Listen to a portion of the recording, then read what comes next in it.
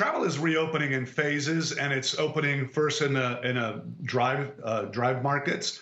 So particularly properties that are in the mountains, the beaches, open spaces are the first places that we're seeing, and a lot of interest. In fact, some of our absolute best are hotels like the Montage Palmetto Bluff in South Carolina. Places that they're actually almost sold out for the summer.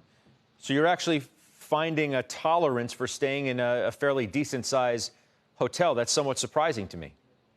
Yeah, I think that the reality is there's a tremendous amount of pent-up demand, and if you think about it, people are venturing out to those places where they feel they're comfortable. We're also starting to see some air travel. People are getting more flights have been put in place by JetBlue, by Delta and American, and that's starting to happen. But I do think that those locations that have more space, nature, et cetera, are very popular. And it's also important to remember that a lot of properties are not opening up at full capacity. So they're doing things to ensure that there's appropriate social distancing and health protocols. What about these border restrictions that we're seeing reports about? How's that going to impact travel going forward?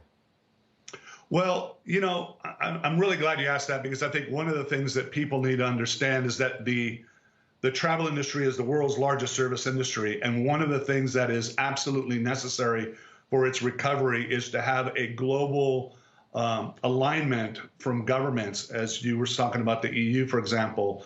And how do we have the right protocols so that we're able to do that appropriately? Because consumer confidence isn't only the pandemic, but it's also the ability to understand, what I can expect and the type of border closings or not that they're going to be in place. Quickly, travel as we ever knew it, as we know it, or knew it, is it ever going to come back?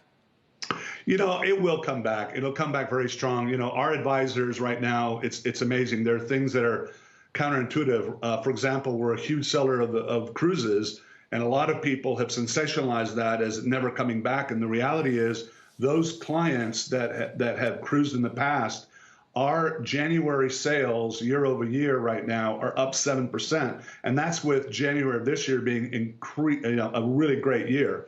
So there's a lot of pent up demand. There's a lot of people out there, and savvy travelers, those that use their advisors that have the connections and things, they're the ones that are actually taking advantage of the relaxed cancellation policies, because that way they can make sure that they got the right places, the best places, particularly in a world where there may be some limited capacity going forward.